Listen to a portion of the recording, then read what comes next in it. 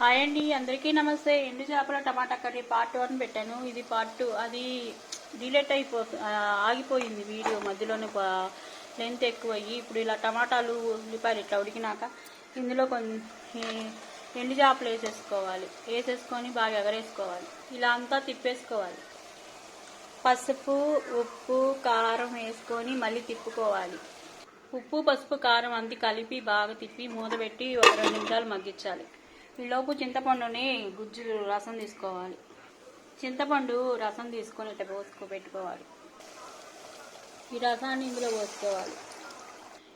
ఇలా పోసేసి మూత పెట్టి చేప ఉడికే వరకు ఉడికించుకోవాలి.